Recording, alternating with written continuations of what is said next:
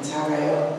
아쉬워요. 성령에 대해서 세 번으로 끝내기 너무 아쉽고, 그리고 또 하반기 있으니까 하반기 때 하기로 하고, 먼저 첫 번째가 교회에서의 성령의 역할. 본격적인 아시다시피 본격적인 교회가 시작된 것은 우리가 오순절 말바다락방에서 성령의 임함으로 또 이스라엘에서 시작됐던 복음이 이제 성령의 강림으로 인해서 본격적으로 이제 이방 땅에도 전해진 것을 알 수가 있습니다. 이 교회에서의 성령의 역할은 첫 번째가 같이 읽겠습니다. 교회는 하나의 영적인 조직이 되었습니다. 교회 우리 한 사람 한 사람 주는 그리스도시요 살아계신 하나님의 아들이라고 고백하는 이 신앙의 고백이 우리가 바로 교회인데, 이 교회를 이루는 기간이 되는 게 바로 성령의 강림으로 인해서부터 시작되었다는 거죠. 교회 모형은 있었어요. 우리가 늘 이야기하지만 에덴 동산에서 아담과 하부터 시작해서 광야 교회부터 시작해서 있지만, 본격적인 교회의 사역이 시작되는 것은 사도행전 1장 8절 말씀 한번 읽어보겠습니다. 오직 성령이 너희에게 임하시면 너희가 권능을 받고 예루살렘과 온 유대와 사마리아와 땅까지 이르러 내 증인이 되리라 하시니라. 예수님께서 성령 세례 또 침례에 대해서 약속을 하셨어요. 이게 바로 성령이 너희가 임하면 권능을 받고 예루살렘과 온 유대와 사마리아 땅까지 이르러 내 증인이 되리라 하셨는데, 이 성령 세례에 대한 이야기를 많이 들어봤죠. 우리가 첫 번째 주에도 그랬고 성령에 대해서 잘못된 인식들, 그 다음에 성령을 우리가 보혜사 성령이라고 하는데 가장 귀중한 건 바로 예수 그리스도, 진리 되신 예수 그리스도를 더 알게 하고 또 우리가 느끼게 하고, 그 성령 하나님께서 주시는 그 은혜로 말미암아 또 예수님 안에서 더 순종할 수 있는 그 은혜, 그분을 더 알게 하는 것이 바로 성령의 사역인데, 그리고 바로 그분을 전하는 것이 바로 또 성령께서 임하심으로 인해서 되어진 일이잖아요. 근데 성령의 세례, 성령의 침례는 이례적인 사건이에요. 우리의 개인적인, 이제 역사적으로도 하면 마가다락, 오순절 마가다락방에 성령이 임하는 사건도 그렇고, 우리 안에서 개인적으로 하나님께서 우리를 이끌어 가실 때 신앙의 과정과 배경이 있잖아요. 성령 침례, 성령 세례를 나는 이미 경험했다. 근데 그 경험한 것의 기회가 우리가 뜨겁게 같이 초대교회 때도 같이 뜨겁게 합심해서 한 마음으로 기도했을 때 놀라운 일들이 있었던 것처럼, 그 장소가 궁예일 수도 있고 아니면 어떤 상황일 수도 있지만, 중요한 건 정말 놀랍게 우리 안에 회개의 역사가 있다는 거예요. 그 회개가 다른 게 아니라 내 육신과 내가 주인되었던 삶들을 철저히 회개하고 예수 그리스도가 나의 주인된 삶. 이제는 내가 주인이 아니라 내가 옳다고 생각하는 내 육신의 생각과 육신의 정욕으로 사는 게 아니라 바로 이제는 주님이 나의 주인이십니다. 주님이 기뻐하는 삶을 살겠습니다. 나의 모든 것들을 이제 주님께 의탁합니다라는 회개예요. 우리가 회개 그러면 가장 근본적인 것은 주인 바꾸는 거예요. 나를 십자가에서 온전히 죽고 나를 완전히 부인하고, 그 다음에 정말 주님이 나의 주인 되십니다. 사도 바울이 그렇게 했잖아요. 그래서 예수 그리스도의 이 종은 자기 의지가 하나도 없는 거예요. 자기 생각이 없는 거예요. 그냥 주님이 가라 그러면 가고 주님이 서라면 서는 거예요. 근데 그것들의 일을 누가 하냐면 성령께서 하시는 거예요. 그러니까 성령의 침례, 성령의 세례는 이례적인 사건이지만 그것보다 더 중요한 건 성령 충만이에요. 성령 충만은 말 그대로 성령의 지배를 받으면서 성령이 나를 인도하고 나를 다스리는 것이 성령 충만. 그러니까 성령의 세례, 성령 침례 사건이 반드시 있어요. 우리가 안에서 신앙생활 할 때 나의 터닝 포인트가 됐다라고 이야기하죠. 사도행전에 보면 이제 빌립도 그렇고 사도 바울도 그렇고 복음을 전하는 상황 가운데 성령에 대해서 이야기하면 우리는 성령에 대해서 들어보지 않았다. 대표적인 제자 아볼로 같은 경우도 그러잖아요. 물 세례, 물 침례 그건 알겠는데 성령에 대해서는 알지 못했다라고 했을 때 복음을 전하고 때로는 안수를 하고, 그럴 때 그들에게 내 성령의 침례, 성령의 세례가 일어나면서 나타나는 현상이 방언을 할 때도 있고 안 할 때도 있고, 그러니까 성령 세례, 성령 침례 안에서 외적인 표현 안에서 방언을 할 수도 있고 안 할 수도 있어요.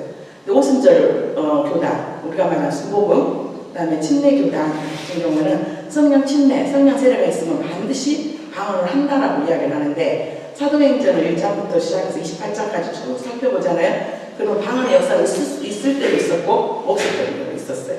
그러니까 성령의 세례, 성령의 침례 안에서 방언을 하냐 안 하냐가 그것이 중요한 게 아니라, 그것보다 더 중요한 건 내가 십자가에서 나의 옛사람의 본질을 십자가에서 못 받고 이제 내가 예수 그리스도로 옷 입음으로 인해서 내가 예수 그리스도의 생명 안에 정말 새 사람으로 살겠다라고 결단하는 그것이 가장 더 중요해요. 거기에서 방언까지 하게 되면 너무 감사한 일이지만 그 방언을 할 수도 있고 안 할 수도 있고 그러면서 우리 안에서 바로 교회가 시작되셨죠.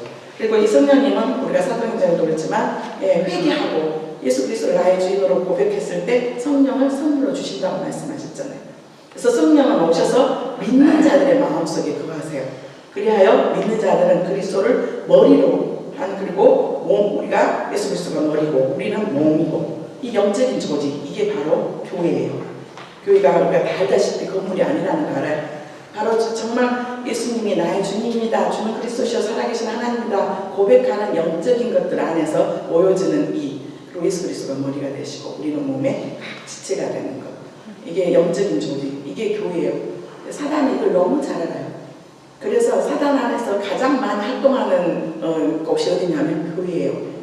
하나님 안에서 철저히 성령 안에서 하나 되지 못하게 하고 하나님 영광을 위해서 일하지 못하도록 방해하는 그 역할을 우리는 성령에 대해서 되게 잘못 왜곡되고 잘못 알고 있는 부분을 안에서 사단은 알거든요. 그래서 이루지 못하도록 하는데 우리는 정말 예수 그리스도를 정말 그리스도를 머리로 다시 우리는 하나의 몸으로서 영적인 조직을 이룬다. 우리 골로새서 2장 10절 말씀입니다.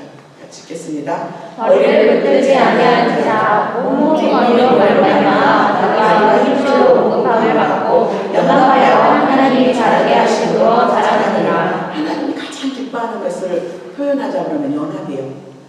예수 그리스도와 우리와의 연합. 우리 성도들 예수 그리스도가 중심이 되면서 있는 하나의 연합. 사단은 연합을 가장 싫어해서 늘 연합을 방해하고 우리 안에서 이제 조금 마지막 부분에 함께 나오겠지만 내가 연합을 도모하고 있나 정말 하나님께서 원하시는 그리스도의 몸으로서 교회는 결코 사람이 주인이 아니고 예수 그리스도가 주인 되시고 예수 그리스도가 머리 되세요. 그러니까 이 말은 굉장히 우리에게 있어서 담대함을 줘요. 연약한 목회자가 여기 서 있다 할지라도 교회의 주인은 누구세요? 예수님이세요. 주인도 그렇고 머리 들어주시고 아무리 어쩌고저쩌고 한다고 해도 우리의 몸은 머리로부터 마디와 힘줄로 다 공급되는 거예요. 목회자가 하나님이 기뻐하는 삶을 살지 못하게 될 때 하나님은 하나님 방법대로 일하세요. 징계를 하시든지 어떤 여러 가지 상황들 안에서. 그러니까 사람을 믿지 말고 주님을 믿으세요. 더 정확하게 말하면 기록되어 있는 하나님의 말씀을 구체적으로 붙드세요. 바로 예수 그리스도가 머리가 되시고 정말 주님께서 또 우리에게 원하시는 것들 안에 연합하여 하나님이 자라게 하시니라. 그 연합의 주체가 누구냐면 예수예요. 거기 중심이 사람이 돼서도 안 되고 교회 목사가 돼서도 안 되고 교회 중심이 돼서도 안 되고 바로 예수 그리스도 진리 되신 예수 그리스도가 중심이 돼서 우리는 다 그 안에서 한 몸으로 지어져가는 연합. 굉장히 중요한 부분이에요. 연합.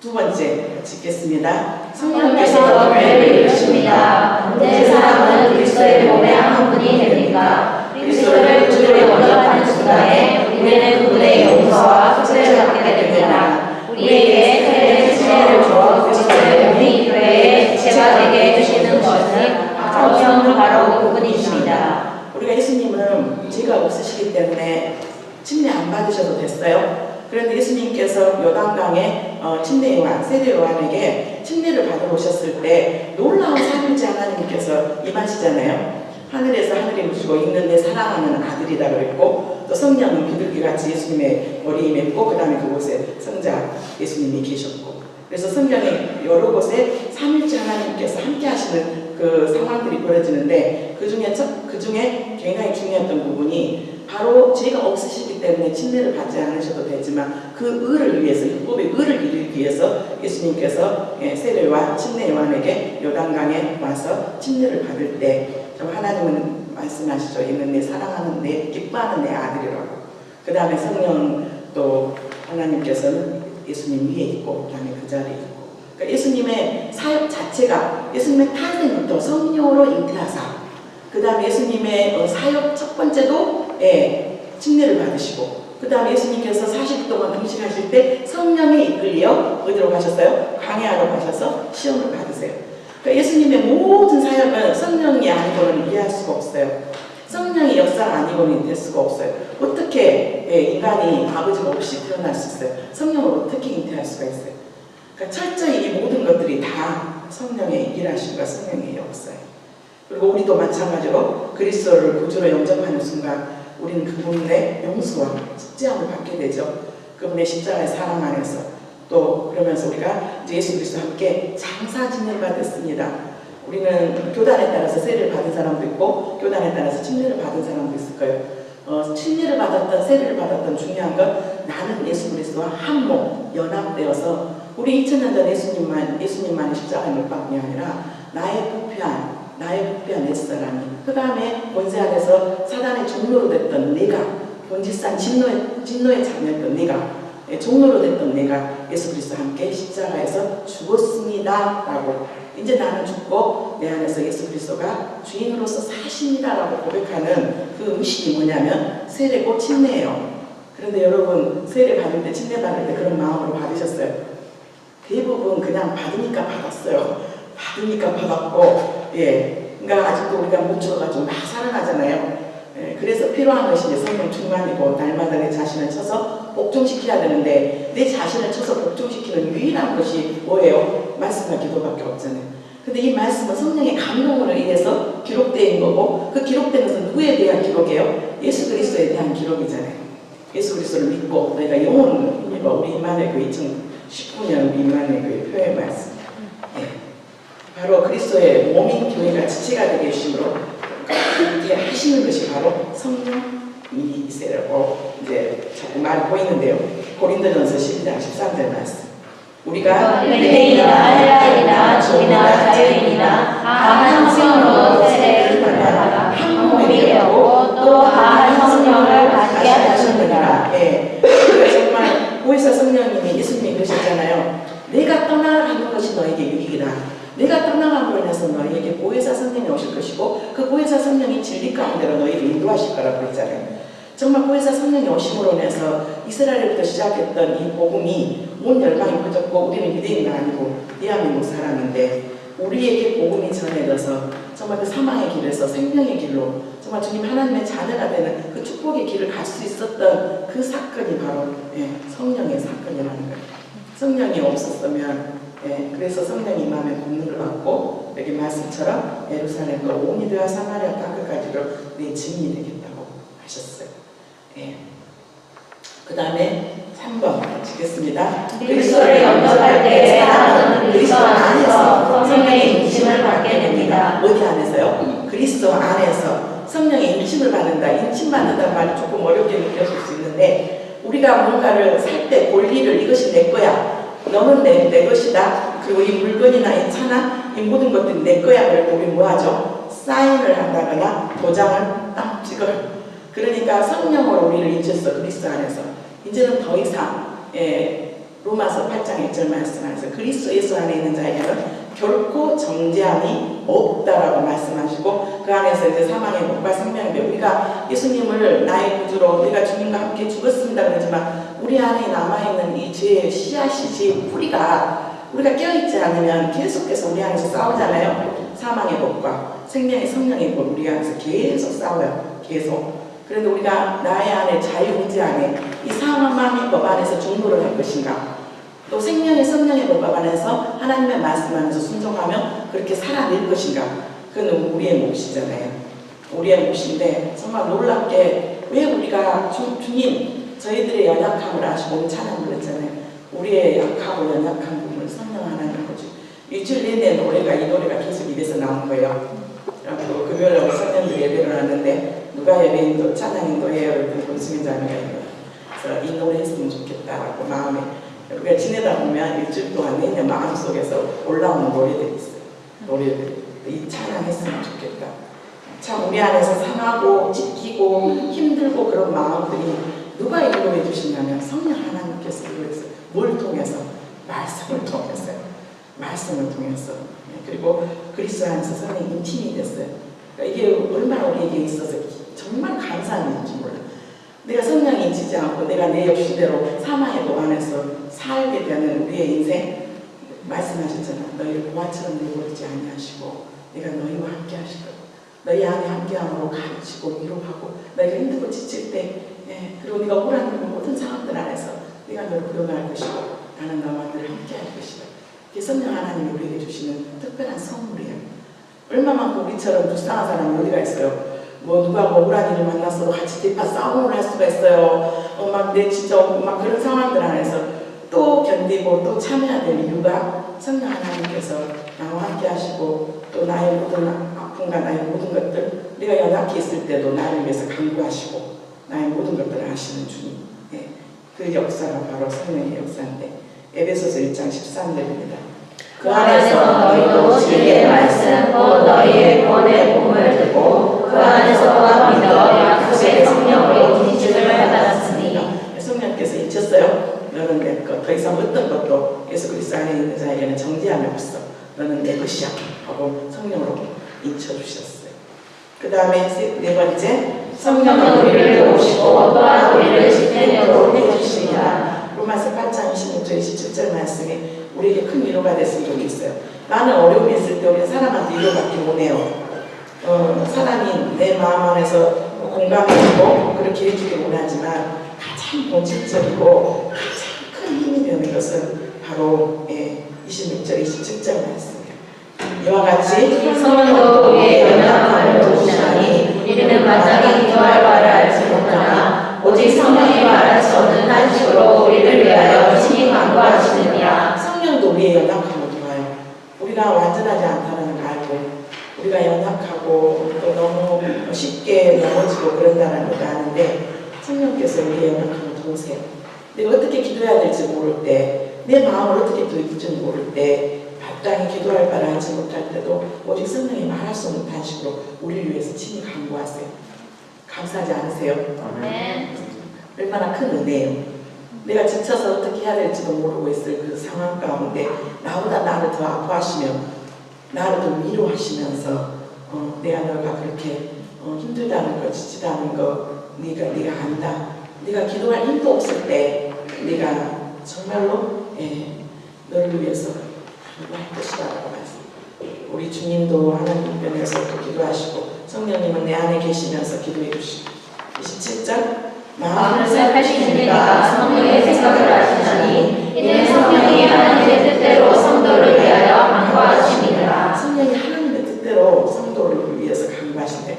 우리는 이거 해주세요 저거 해주세요라고 우리 안에 때로는 소원 성취의 기도를 많이 하지만 하나님께서 성령님을 통해서 이게 가장 필요하고 가장 본질적인 걸 한다라고 말씀해 주시고 또 정말 하나님의 뜻대로 성도를 위해서 간구해 주신 성령의 역사 얼마나 귀한지 모르겠어요.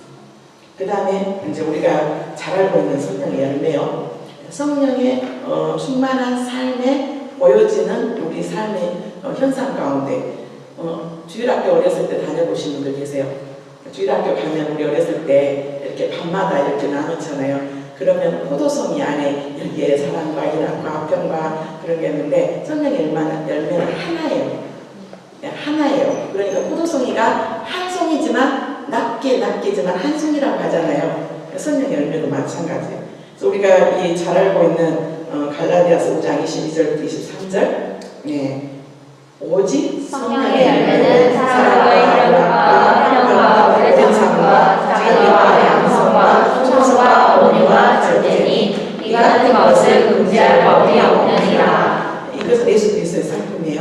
그리고 예수 그리스도를 주님으로 모신 우리 안에서 정말 성령 안에서 살고 있는 우리 안에도 바로 열매가 맺혀지는데 그게 성령의 열매죠. 첫 번째가 뭐예요? 사랑. 영어로 뭐죠? love. 이것이 이제 숙제예요. 고린도전서 13장 13절에 다 찾아오셔야 돼요. 지난주 숙제가 첫 번째 주에 숙제 못한 거하고 성경 말씀 90일 도전 해가지고 창세기부터 요한계시록까지 읽고 있는데 열심히 읽고 계시죠? 사랑, 성령의 열매 중에서 근본적이고 본질적인 거예요. 우리 힘으로는 될 수 없는 사랑이에요. 예수 그리스도 안에 있는 그 사랑이에요. 우리가 사랑과 또 사랑, 믿음, 소망, 사랑 이 중에 제일은 사랑이다 할 때 우리가 갖는 것이 아니라 예수 그리스도에 있는 사랑, 예수 그리스도 안에 있는 소망, 예수 그리스도 안에 있는 믿음. 근데 이 사랑이 우리가 생각하는 우리의 모습대로 사랑이 아니라 먼저 이 사랑 안에서는 예수님이 우리를 어떤 사랑으로 해주셨나? 절정의 십자가의 사랑이에요. 하나님의 아들이심에도 불구하고 그 모든 로마 병사들이 조롱하면서 네가 정말 그리스도이든 내려와서 네가 보여라라고 했을 때 정말 많은 능력을 바로 다 할 수 있는 분이셨지만 아버지 그 마음 안에 잃어버린 그 영혼들 정말 우리를 구원하시기 위해서 끝까지 침묵하시고 그 십자가를 주셨던 그 예수님의 사랑이에요. 저는 항상 고민되는 게 우리 교회 안에 내 자신 안에 항상 이렇게 연합되지 못하고 아픔이 뭘까라고 생각하니까 이 예수님의 사랑이 내 그릇만큼만 바라보는 거더라고요. 내 그릇만큼 바라보고 내 그릇만큼 생각하고 그 주님의 사랑의 에베소서 말씀처럼 깊이와 높이와 길이와 그 넓이가 점점 내 안에서 그게 더 깊어지고 더 길어지고 더 넓어진다면 이 사역하는 것들이 얼마나 주님이 나를 사랑했던 그 사랑이 너무 커서 어떤 고난과 어떤 핍박과 어떤 멸시와 어떤 천대 가운데서도 견딜 수 있고 그 사랑이 힘이 돼서 할 수 있다라고 고백하는 것. 이게 아마 평생의 기도 제목이 될 것 같아요. 주님, 이 사랑을 저에게도 부어주시고 주님이 나를 사랑했던 그 사랑 안에 그렇게 되다 보면 용납 안 될 것이 없고 용서 안 될 게 없는데 또 순간순간 또 주님이 나를 사랑해줬던 그 사랑은 깡그리쳐 순간 잊어버리고 또 내 안에서 올라오는 그러한 사랑들 성경의 열매 중에서 근본이고 본질적인 거예요. 우리가 고린도전서 13장 사랑은 오래 참고 사랑은 온유하고 찬송을 하죠. 그걸 좀 더 구체적으로 하냐면 예수 그리스도인 안에 있는 사랑은 오래 참고 내가 예수 그리스도 안에 있을 때 사랑하게 되면 오래 참는데요. 예수 그리스도 안에 있지 않고 사랑 못해요. 때로는 내 뱃속에 나와 있는 내 아이도 사랑이 안 되는데요. 어떻게 정말 이 땅에 와가지고 폴란드 성도님들을 섬기고 늘 거역하는 그들을 품을 수가 있어요. 주님이 나를 얼마만큼 사랑해놓고 나를 어떻게 새벽 예배 드리신 분들한테도 그렇게 말해요. 새벽 예배가 하나 의가 안 됐으면 좋겠다. 정말 주님을 사랑해서 주님을 나를 사랑하는 마음이 너무 커서 정말 하루의 첫 시간을 주님과 함께 나누고 싶어서 그래서 주님 앞에 찬양으로 고백하고 주님이 오늘 나에게 무슨 말씀을 전해주실까? 나는 그 말씀 안에서 어떻게 순종하지?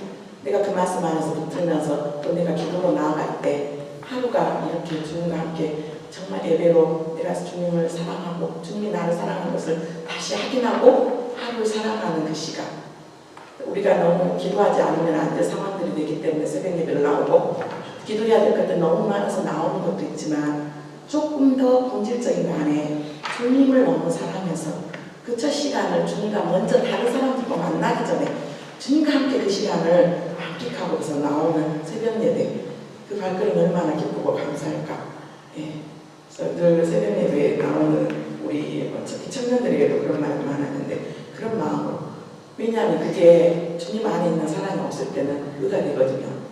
그들은 새벽 예배도 안 드리면서 무슨 집사라고 새벽 예배도 안 드리면서 무슨 권사야 새벽 예배도 안 드리면서 무슨 장로야 나는 이렇게 새벽 예배도 드리는데 결코 예배 자체가 의가 되지 않고 자랑이 되지 않고 정말 주님이 너무 좋아서 그래서 그 예배 드리는 그 시간이 너무 좋아서 두 번째는 뭐예요? 희락이다. 조이 그리스도 안에서 오는 기쁨이요.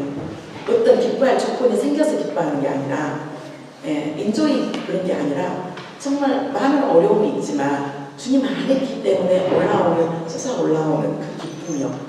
여러분 이 기쁨 만끽해 보셨어요? 많은 상황들이 있고 많은 힘든 상황들이 있는데도 그냥 기뻐요. 그냥 감사하고 주님께서 모든 것을 통치하시고 주님께서 모든 것을 아시고 나는 주님과 함께 죽었다고 했는데 주님이 그럼 이 상황들을 인도하시겠지. 그래서 주님께서 주시는 그 기쁨이요. 세 번째는 뭐예요? 평. 그리스도로 말미암아 누릴 참 평안이요. 예수님과 언제나 하나님과 너희 먼저 그의 의를 구하라 했잖아요. 의는 이야기죠. 두 가지 의미의 의라고. 우리는 법적인 용어 안에서 의를 많이 생각했어요. 죄의 반대 의. 하나님 예수 그리스도로 말미암아 너희가 이제 죄가 죄인이 아니라 죄가 있는 게 아니라 의다라고 이야기했는데 그 하나님과 나의 관계 안에서 법적인 용어로서만 뿐만 생각하지 말고 관계 안에서도 의를 생각하라고 하나님과 서로 사랑하고 하나님과 더 풍성하면서 누리고 하나님 앞에 더 기쁨이 되고 그것들이 바로 표현되는 것이 예배고 여러 가지 하나님 이거 주세요 저거 주세요가 아니라 하나님 저거 어떻게 하면 아버지 기쁨이 될까요? 내가 어떻게 하면 주님 앞에 더 가까이 나아갈 수 있고 제가 어떻게 하면 말씀 안에서 더 순종함으로 아버지와 깊은 영적인 교제를 더 나눌 수 있을까요? 성경이 근데 너무 좋아요. 주님이 나에게 이렇게 말씀해 주고 이런 어려움이 있다는데 이런 고민이 있어요. 이런 현실적이 있어요. 그래서 내가 너와 꼭 함께 할 거고 내가 너를 지킬 것이고 내가 반드시 너에게 복 줄 것이고 그렇게 말씀해 주셔서 감사해요. 정말 주님이 나의 아버지가 되주시고 내가 주님의 자녀가 되는 것이 너무 감사해요. 그런 하나님과의 우리 안에 영적인 관계 안에서 깊은 하나님과의 임재 안에서 있는 그 화평 이런 자가 화평케 하는 자로 서요.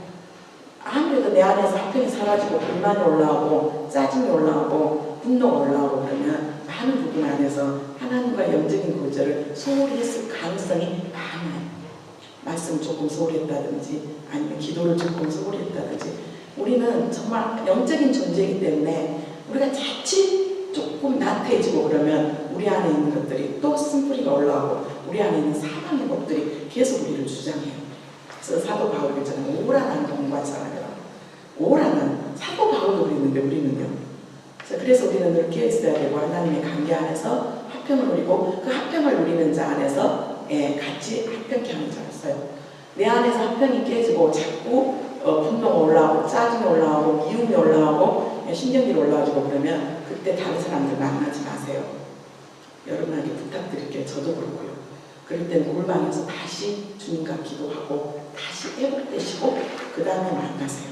그리고 내가 이런 아픔이 있었고 이런 것들이 있었는데 이렇게 주님 안에서 다시 회복하고 내 마음에 그래도 좀 평안이 찾아왔어 라고 할 때 왜냐하면 한참 분노가 들고 내 안에서 막 여러 가지 사랑도 없어지고 내 안에 기쁨도 없어지고 내 안에 화평도 없어지고 그리고 나서 사람을 만나잖아요. 그러면 내가 반드시 실수하게 됐어요. 그 사람 안에 있는 화평도 깨요. 그래서 우리 안에 이따가 절제도 나오게 되지만 하나님과 깊은 영적인 교제 안에서 화평하고 평강할 때 목회자도 마찬가지예요. 그럴 때는 실망 않고 그냥 묵묵히 기도해. 제가 가끔 그 말하죠. 기도만 해주세요. 지금 기도하세요. 라고. 지금은 잠잠히 기도만 해주세요. 내 수 있는 대로 사람 만나지 마시고 그리고 회복되고 난 다음에 그리고 나서 다시 주님과 관계 안에서 주님이 주신 정말 참 평안이 나에게 왔을 때 우리는 같은 영적인 존재이고 유기적인 한 몸이에요. 한 몸이어서 내가 그러지 못할 때 같이 다 유기적인 전체 리더들한테 특히 목회자인처럼 마찬가지죠. 평강이 화평이 깨질 때 될 수 있는 대로 골방을 찾으세요. 그리고 그게 하루 이틀 회복이 되면 그 다음부터 이렇게 교제 가운데 있기를 바래요. 네 번째 인내입니다. 분노를 참고 하나님에서 견디는 것. 우리 안에서 참 안 되는 부분이죠. 올라오는 이 분노는 왜 분노의 감정이 생기냐면 내 뜻대로 안 됐을 때 내가 원하는 대로 안 됐을 때 분노가 올라오죠. 분노 여러 가지 안에 우리 안에 있는 이 분노를 참고 고난 중에서 견디는 것. 왜 이런 상황을 허락했고 왜 이런 일은 나에게 있고 왜 나는 이런가 하고 우리 안에서 올라오는 분노예요. 우리 대한민국 사람들 안에서는 화라는 이름으로 아주 미화가 됐어요. 화.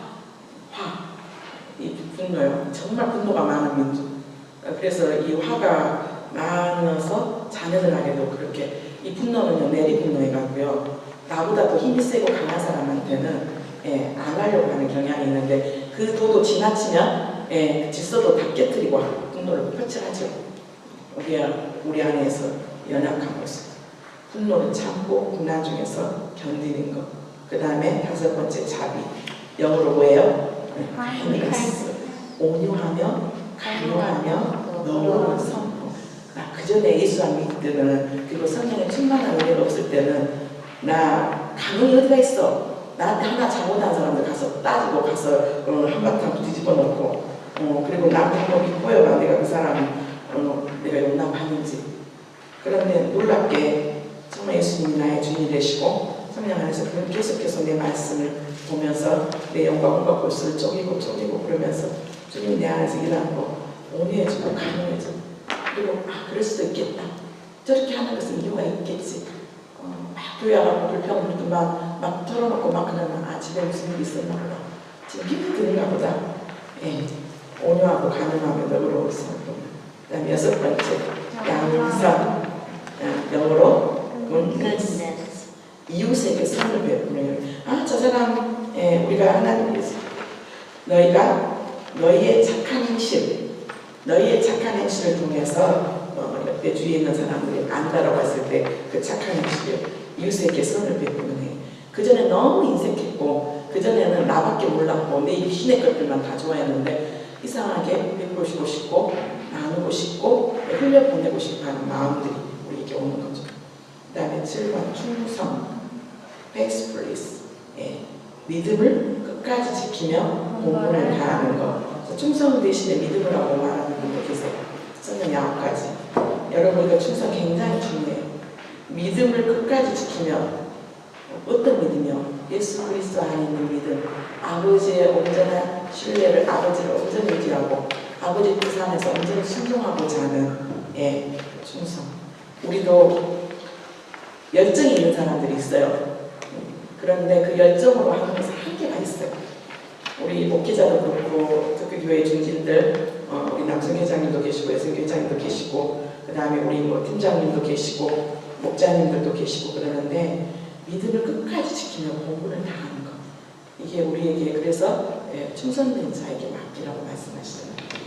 디모데 전서에서 사도 바울이 믿음의 아들 디모데에게 충성된 자에게 그 일을 맡기라고.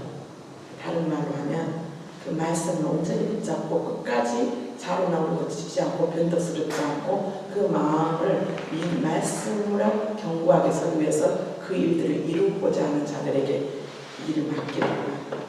가장 복 있는 목회자는 어떤 목회자일까 했더니 충성된 믿음 안에서 같이 끝까지 지키면서 본분을 다하고자 하는 성도들이 있는 교회가 목회자가 가장 큰 기쁨이다.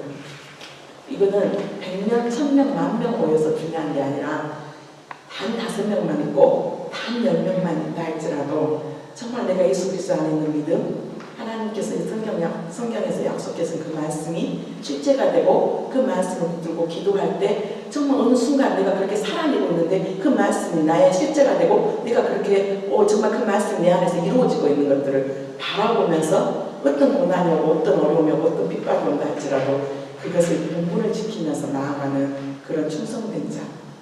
목회자에게도 그렇고 목회자도 하나님 앞에서 그래야 되지만 가장 행복한 목회자가 뭘까라고 어떤 사람일까 할까 그럴 때 이런 충성된 자. 목사한테 충성한 거 말고요. 목사한테 충성한 거 말고 믿음을 끝까지 지키고 본분을 다하는 8번 온유, 젠틀리스. 예수님의 다 예수님의 성품하고 관련되죠. 겸손하게 순종하는 성품. 제가 이 온유 그러면 가장 잘 인용하는 찬송가가 주님 말씀하시면 내가 나아가리라. 주님 말씀하시면 네가 멈춰서리다. 길들어지는 거예요.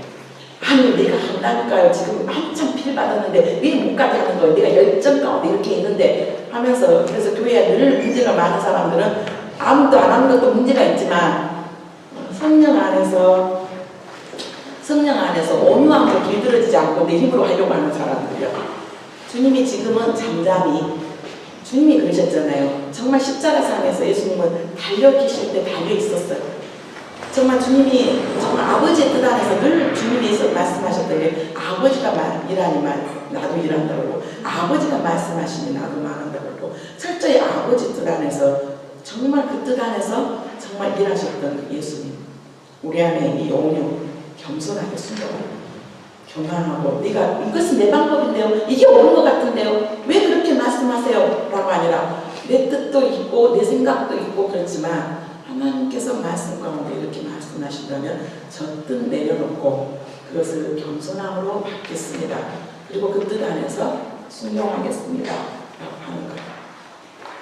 그리고 9번째 절제, 셀프 컨트롤, 욕심과 정욕을 자제하는 능력. 그전에는 못 참았어. 그전에는 뭔가가 있어야 되면 반드시 샀어야 됐어. 그전에는 이치의 것들이 좋다 그러면 나는 반드시 그것을 해야 됐어. 그런데 하나님이 기뻐하지 않는 거라면 내가 내 삶 가운데 절제하는 거. 그게 술이 됐든지 먹는 것이 됐든지 쇼핑을 하는 내가 돈을 쓰는 것이 됐든지 내 감정 안에서 있는 표현이든지 내 언어 안에서 있던 모든 것들 안에서 그 욕심과 정욕을 자제하면 이게 셀프 컨트롤인데 여기 시간이 없어서 말씀을 다 못 찾았거든요. 숙제예요. 고린도전서 9장 20절 이 첫 번째 주처럼 써갖고 오셔야 돼요. 그 다음에 이제 우리가 궁금하고 또 그런 성령의 은사에 대해서. 은사는 영어로 기프트잖아요. 값없이 주시는 선물로서의 능력이에요. 하나님께서 이렇게 은사를 주시는 건, 은사는 누가 주세요? 하나님이 주시는데 내가 받고 싶다고 사모하면 주실 수도 있지만 하나님이 보시기에 하나님의 주권에 달려있어요. 나 이거 받고 싶은데 왜 안 주세요? 나 이거 싫은데 이거 나 필요 없어요. 이 은사 필요 없고 저 사람 은사 같은 거 좋게 보이는데 그 은사 나한테 주면 안 돼요 라고 하는 게 아니라 철저하게 하나님의 선물이고 하나님의 주권 안에서, 그리고 이유는 교회의 덕을 세우기 위해서. 뭐 하기 위해서요?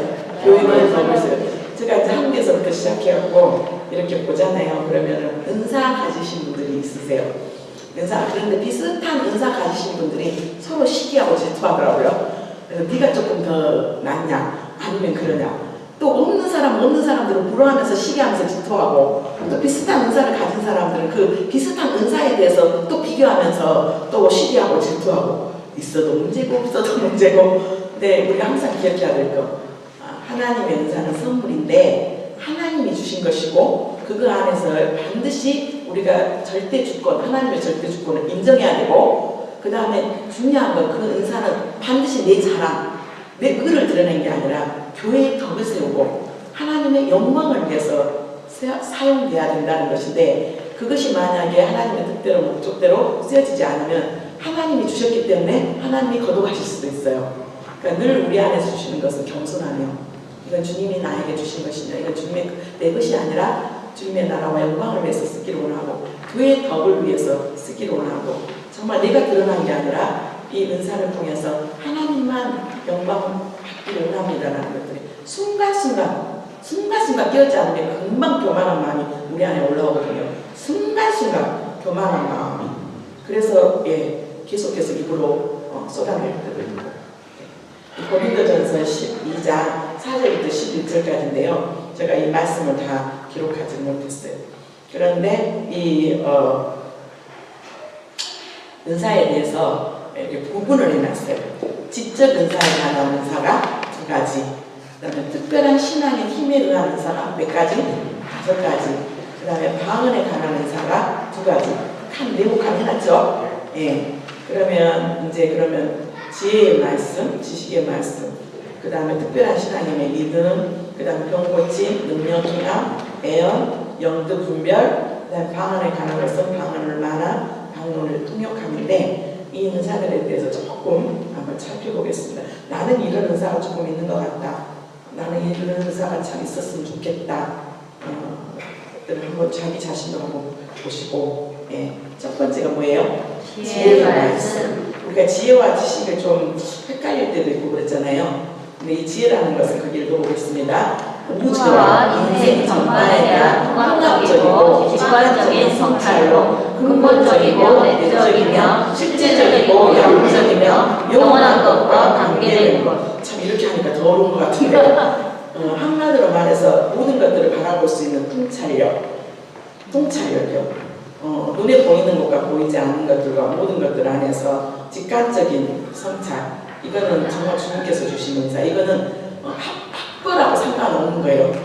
학벌하고 생각해. 예수님의 제자들도 다 학벌 없으셨어요. 범인이었어요. 성령이 임함으로 인해서 그분들 안에 하나님께서 권능을 주셨고, 예수님의 제자들 다 안에 성령이 임함으로 인해서 이러한 은사들이 나타나게 됐어요. 바로 우주와 인생 전반에 대한 통합적이고 직관적인 성찰로 근본적이고, 그 다음에 내적이며 실제적이고, 그냥 우리가 구슬이 선말이라도 회학 오배라고 그러는데, 이것들을 활용할 수 있고 상황상하게 적절하게 그것들을 바라보고 할 수 있는 것. 실제적으로 영적이면 영원한 것과 관련이 되고요. 지식은 개별적 대상에 대한 단편적이고 분석적 지식으로 외적이고 이론적이며 사물이나 복음을 이해하는데 재료가 되는 거예요. 우리가 성경을 많이 읽을 때, 우리가 이 성경의 말씀의 배경이 되는 역사적인 거, 그 다음에 또 지리적인 거, 그런 것들 안에 예를 들어서 막 공부를 하고 꼭 공부를 하는데, 이제 이게 예를 들어서 그래서 다른 사람보다 좀 더 뛰어나게 성경을 분석하고 성경을 공부하는 데 있어서 뛰어난 하나님께서 지식의 말씀에 은사를 주신 분들이 계세요. 그래서 굉장히 연구가 깊고 그 다음 말씀이 굉장히 심오하고 그런데 그 지식의 말씀을 가지고 상황에 맞게 적절하게 적용하고 또 그것을 분별하고 가르쳐준 게 뭐예요? 지혜예요. 예. 뭔 말인지 이해갔죠? 예. 그래서 성경 많이 보셔야 돼요. 이런 지혜와 지식과 이런 모든 것들은 이 은사들이 열려지고 연사들을 허락하실 때 가만히 있는데 주어져요. 성경을 많이 보셔야 돼요. 그리고 이 성경에 쓰여진 상황과 배경과 어떤 사람은 성경에 대해서 보는데 궁금해. 왜 이런 말이 여기에 나와있지? 도대체 여기 지리는 여기는 어디란 말이야? 그래서 막 또 다시 주석책 찾고 막 이것도 부족해. 그래서 또 막 찾아보고 어떤 사람은 뭐가 그래 그냥 뭔 말인지도 모르겠고 뭐 그렇게 생각하는 사람도 있고. 우리 안에서 정말 성경 안에서도 그렇고 이 성경을 정말로 지식적으로 바라보는 거 굉장히 중요한데 성경 안에서요. 예수 안 믿는 사람도 성경을 연구한 사람들 많아요. 중요한 건 그걸 통해서 예수 그리스도를 깊이 아는 거예요. 예수 그리스도를 깊이 알고 예수 그리스도 안에 있는 것들로 인해서 실생활에 적용되고 그렇게 살아내는 거예요. 그 다음에 세 번째가 뭐예요? 구원의 믿음의 은사로서 더 주어지는 지금 놀라운 역사를 일으키는 믿음을 지칭해요. 그러니까 나 믿음이 있어. 우리가 구원, 나 예수 그리스도를 믿는 믿음으로 말미암아 하나님의 자녀가 됐어. 우리가 구원에 이르는 믿음이 있죠. 영어 안에서도 그러잖아. 내가 예수 그리스도를 믿어. 예수님이 나를 위해서 십자가에서 죽으시고 부활하시고 그런 믿음. 플러스 더 놀라운 하나님께서 일들을 이루시는 믿음이요. 더 놀라운 역사를 일으키는 믿음. 그러니까 예수님의 제자들 베드로나 그 다음에 사도행전에 나와 있는 사도 바울이나 그런 모든 사람들 안에 있는 믿음. 이 믿음. 그런데 항상 질문이 있어요. 이런 은사들이 지금도 이루어지고 있을까요? 아니면은 막혔을까요? 이루어지고 있어요. 이루어지고 있다고 생각하세요? 이거는 사도행전이나 아니면 성경에 나 있는 은사들이지 이거는 지금 현재 없어라고 생각하세요? 아니요. 지금도 예수 그리스도는 어제나 오늘이나 동일해요. 성령님도 마찬가지고 교회 덕을 세우기 위해서 필요한 것들 안에. 그래서 믿음은 우리의 것이 아니라고 말씀하시잖아요. 믿음 없이는 하나님을 기뻐하실 수가 없다고 말씀하셨어요. 믿음은 보이는 것과 보이지 않는 것. 그게 어떻게 나타나요?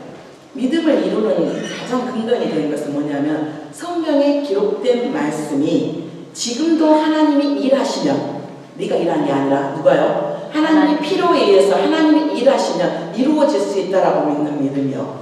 그러니까 뭐 우리가 지금 오병이어의 기적이 나를 통해서 일어나면 우리는 뭐라 그랬죠? 교주된다고? 교주돼요. 하나님의 뜻에 합당하지 않으니까 보리떡에 5개하고 물고기 2마리로 5,000명 안 먹이시는 거예요. 하나님의 뜻에 합당하지 않으니까. 하나님의 능력이 제한된 게 아니라. 무슨 말씀인지 이해가시던가. 이 믿음의 역사는 내 것이 아니에요.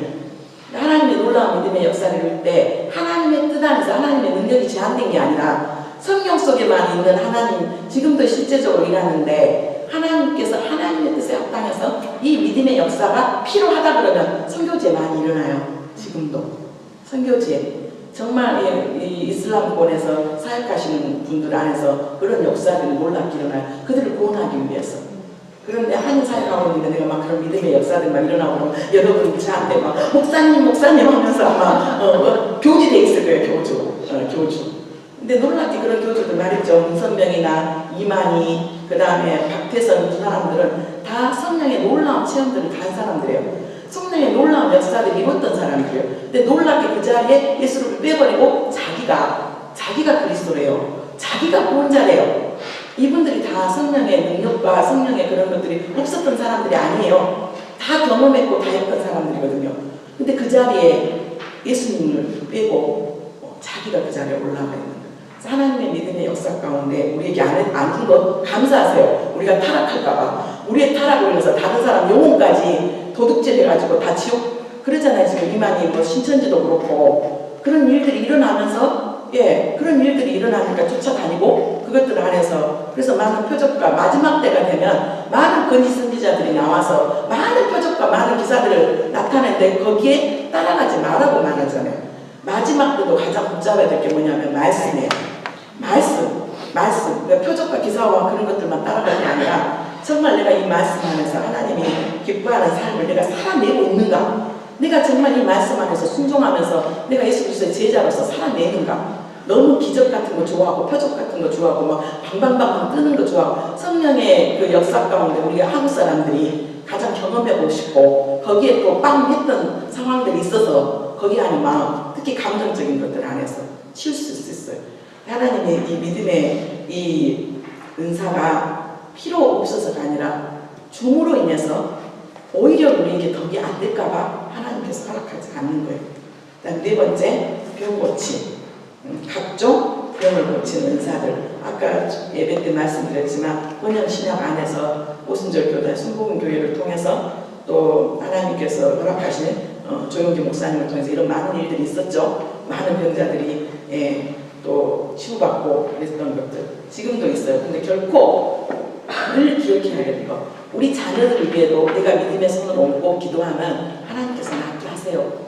특별하게 나는 병 고치는 은사 받았으니까 나만 기도가 아니라 중요한 건 병 고치는 은사 모든 부분들 안에 기본 전제가 뭐냐면 믿음이에요. 하나님께서 하나님의 말씀을 믿고 일어날 것을 바라고 소망하면서 내 자녀 위에 손을 얹고 그 다음에 내 아픈 부 위에 손을 얹고 가장 능력 있는 병 고침은 하나님의 강력한 말씀이 선포될 때 내 안에서 일어나. 내가 예를 들어서 여러분 지금 아픈 부위에 한번 손 얹어보세요. 손 얹어봤어요. 내가 가서 안수해 준 것도 아니고. 그런데 정말 이 상황 가운데 하나님이 병 고칠 수 있다라고 믿으신 분들은 그 안에서 믿음으로 예수님이 놀랍게 병 고칠 때 동일하게 하셨던 말씀이 있었어요. 믿음이 있는가 없는가, 고침받고 싶어하는 그 안에 가장 간절한 믿음이 있는가 없는가. 사도 바울도 구원받을 만한 믿음이 있는가 없는가. 우리가 복음서 보면 예수님께서 병 고치실 때 가장 주목할 때가 뭐예요? 그 안에 믿음이요. 내가 지금 네 안에서 있는 질병이 떠나가라 하고 할 때 이 예수님 입에서 선포되는 말씀이 정말 능력이 되어서 내 몸에 병 있는 것들이 고쳐질 거라고 그 말씀을 온전히 믿고 그것을 받아들이는 것. 병 고치는 것들 안에서도 믿음이에요. 예수님이 복음서의 모든 사역 가운데 믿음을 이야기를 했거든요. 우리 안에 특별하게 은사 나한테 보여준 것에서만 아니라 작은 것부터 하나님 우리 자녀를 위해서 또 내 자신을 위해서 기도할 때 놀랍게 그거는 내가 하는 게 아니라 내가 예수 그리스도가 지금도 그 일들을 하실 거라고 믿고 내 자녀를 고치실 거라고 믿고 내 나를 고칠 거라고 믿고 할 때 하나님 일들이 일어나요. 그 다음 다섯 번째, 능력 행함. 병 고치는 것 외에 이적 행하는 능력을 지칭하는데 구절의 믿음과 밀접한 관계성을 가지고 있어요. 예를 들어서 사도행전 5장 1절부터 10절 누가 나와요? 아나니아와 삽비라가 나와요. 그때 초대교회 공동체는 재산을 다 팔아가지고 서로 나누고 자기 각각 내 것을 내 것이라고 하지 않고 나눴던 그런 상황이에요. 이 아나니아와 삽비라가 거짓말을 하죠. 팔아가지고 한쪽은 남겨놓고 내면서 다 전부라고. 베드로는 이미 그 사람들을 보고 있었죠. 알고 있었어요. 거짓말하고 있다라는. 그러는데 아나니아가 아니라고 숨기지 않았다고. 근데 바로 그 자리에서 아나니아가 죽었어요. 조금 있다 아내가 들어왔어요. 똑같은 말을 물어봐요. 이것이 전부냐? 그랬더니 삽비라가 뭐라고 해요? 아마 부부가 같이 짰던 것 같아요. 이렇게 하자고. 그런데 삽비라가 정말 성령을 속인다고 성령을 속인다고 하면서 베드로 앞에서 급사했던 사건이 일어났어요. 그리고 바울이 박수 에르와를 눈을 멀게 했던 그런 사건들, 이런 사건들이 사도행전에 이제 많이 나오는데요. 그 다음에 6번 예언함. 6번이면 가장 많은 한국교회에 오해가 되는 막 애원받았다 그래가지고 권사님들 애원받았다 그래가지고 목사님 몰래 가갖고 막 가서 머리 들고 우리 자녀가 뭔가 잘 될까요? 막 하고 하는 그런 예언 은사 받았다고 그래가지고 목사님은 또 그런 거 하면 안 된다 그래가지고 이제 그러면 그 권사님 밖에 나가가지고 이제 저기 군소교단에 어디 저기 뭐 신학교 가가지고 한 뭐 통신으로 했던 뭐 2년으로 했던 그래가지고 이제 목사 안수 받고 이제 저기 이제 좀 멀리 가면 돈 있으면은 저기 저기 기도원 하나 차려가지고 하고 돈 없으면 저기 뭐 건물 지하에 이렇게 해가지고 거기 와가지고 사람들 말씀 하나 듣고 예언해 준다고. 그런 경우가 얼마나 많은지 몰라요.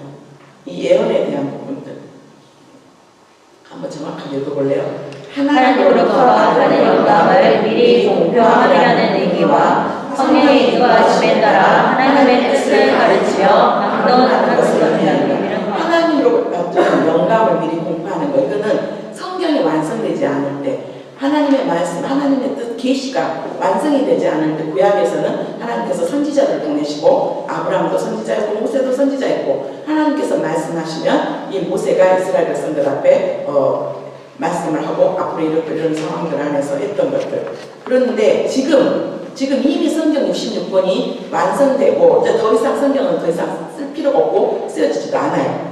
그런데 성령의 인도하심에 따라 하나님의 뜻을 가르치면 이 성경 말씀을 그 다음에 그 말씀 안에서 강론하는 것을 의미해요. 그러니까 지금 신약이 구약 신약이 다 완성됐고 지금 이 시대에는 이 두 번째 하나님의 말씀을 통해서 성령의 인도하심에 따라서 성경을 보고 또 인도하고 하나님의 뜻을 가르치고, 그러니까 예를 들어서 목사님 제가 이 직장을 가야 돼요 말아야 돼요 하고 막 물어보는 경우가 있어요. 제가 저 나라를 가야 돼요 말아야 돼요 하고 물어보는 경우가 있어요. 그러면 하나님의 뜻은 뭘까요? 그 직장 가는 거 하나님 가장 기뻐하는 것은 항상 모든 것은 결론은 영혼 구원이고 하나님의 영광이에요. 그걸로 집중하면 돼요.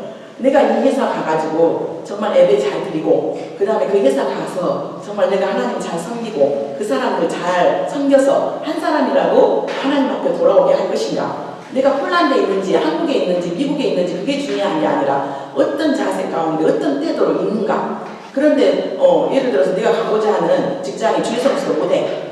가갖고 주일날 일해야 돼. 그 다음에 보니까 또 그게 하나님 별로 기뻐하지 않는 거, 술도 팔지 말라고, 술 취하지도 말라 그랬는데 술도 막 팔아. 하나님께서 주일을 온전히 성수하라는데 그래. 그럼 그 직장 좋은 직장이에요?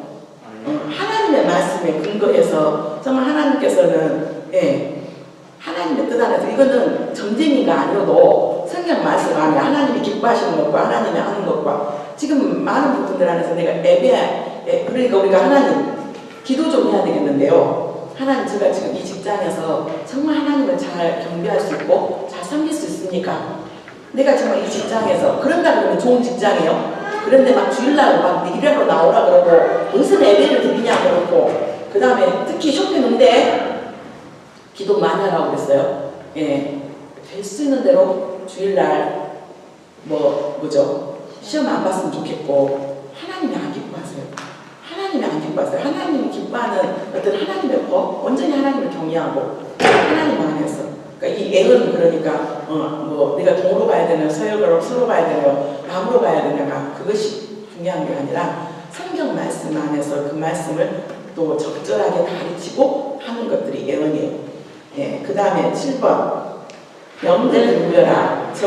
우리 모든 성도님들한테 가장 작년에도 그랬고 저 자신도 그렇고 가장 많이 우리 안에서 필요한 영도 불멸을 같이 듣겠습니다. 영의 행복이 성령으로부터 온 것인지 사단으로부터 온 것인지를 판단할 수 있는 능력을 가지한다. 초대교회 당시 하나님으로부터 오지 않은 거짓 선지자들이 드시려고 보니와 이러한 거짓되고 사악한 영들은 언제나 교회와 성도를 유혹하고 방해하려 했다. 대표적인 것이 영지주의자들이잖아요. 예수 그리스도의 영은 거룩하고 육은 천하다라고 생각해서 그러면 예수 그리스도의 육신, 예수 그리스도의 하나님께서 하나님의 아들이시만 또 육신을 입고 오셨던 이 예수님을 인정하지 않는 그런 부분들, 그 다음에 여러 가지 많은 이단들의 활동 가운데서 성경이 있지 않았기 때문에 정말 이 가르치는 이 교사가 정말 성령 안에서 가르치는 것인지 사탄으로부터 온 것인지 판별할 수 있는 능력을 가르쳐요. 그런데 그때는 성경이 없었기 때문에 그래서 사도신경이 또 되었고 이 사도신경 안에서 그것들을 가하거나 빼거나 더하거나 빼거나 하는 모든 것들. 그런데 이 초대교회 당시 하나님 보지 않은 거짓 선자들이 얼마나 많은지 몰라요. 그런데 이러한 거짓되고 사악한 영들은 언제나 교회와 성도를 유혹하고 방해하려 했어요. 그런데 지금도 마찬가지죠. 하나님이 일들을 이루어가는 데 있어서 교회를 이끌어가는 목회자인 저부터 시작해서 정말 하나님의 말씀을 제대로 가르치는 건지 사람의 말을 전하고 있는 것인지 우리 성도님들이 그걸 분별할 수 있어야 돼요. 누군가가 나를 이야기를 하고 있는데 내 영을 미혹해 하고 유혹해 하는 건지 정말 저분이 하나님의 말씀을 전하고 있는지 하나님께 속하였는지 그 여부를 반드시 알아야 돼요. 저 사람을 만나고 났는데 마음이 혼동하고 좀 뭔가가 그래 그러면 정말 내가 그 만남 안에서 정말 주님이 기뻐하시는 상황이 됐는지 정말 저 사람 안에서는 거짓의 영은 없었는지 하고 바라볼 수 있는 이것도 정말 성경 많이 읽다 보면 거짓말하는 영이 들어있음과 마술사 시몬이 마음에 악독이 가득하여 불의한 영에 사로잡혀 있음을 단번에 보고 간파하는 것 같은 직관적인 영불멸의 능력도 포함돼요. 그리고 그 영불멸의 은사는 교회를 보호하기 위해서 주어진 거 있으면 할 수가 있어요. 아직까지 믿음의 분량이 어린아이 같은 사람도 있고 그렇기 때문에 영적인 지도자들 안에 영분별의 은사가 굉장히 필요해요. 근데 문제는 같은 성령 안에서 영분별이 있어서 같이 보면 되는데 같이 성령 안에서 영분별의 은사가 없으면 때로는 저 리더가 한 사람 애매하게 잡는다라고 이야기할 수가 있어요. 왜냐하면 마귀도 강력한 천사처럼 위장하거든요. 그래서 아주 연약하고 아주 부족하고 아주 달콤한 말로 그런데 결과는 결코 연합을 이루지 못하도록 방해해요. 그래서 우리가 그거 안에서 바라볼 수 있는 영적인 분별 특히 마지막 때가 되면 더 그 다음에 각종 방언 말함 여러분 중에서 방언하신 분도 있고 안 하신 분도 있고 방언의 유익과 특징에 대해서 각종 방언 우리 방언하신 분들 방언 들어보면 이분이 방언하는 내용하고 좀 다르네? 이쪽 그렇게 방언하는 내용들이 다르죠. 그런데 방언의 이유과 특징에 대해서 조금 밑에서 봤어요. 일단 하나님께 말함 나의 영이 하나님한테 말하죠. 그 다음에 두 번째 타인들은 이해하지 못해. 그래서 가끔 이렇게 같이 중보 기도를 하고 그러는데 누군가에 대해서 기도를 하게 할 때 예를 들어서 우리가 같이 공예배 말고요. 중보 기도를 하고 되는데 예를 들어서 제가 권수민 자매를 위해서 기도를 해야 되는데 순간 하나님이 방언으로 하게 할 때가 있어요.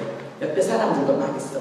그런데 권수민 자매 안에 영적인 여러 가지 조금 어려움들이 있는데 하나님이 또 그 마음에 감동을 주셔서 아까 성령이 말할 수 없는 단식으로 하나님의 뜻 안에서 강구한다고 했잖아요. 그러면 방언으로 돌려서 기도할 때가 있어요.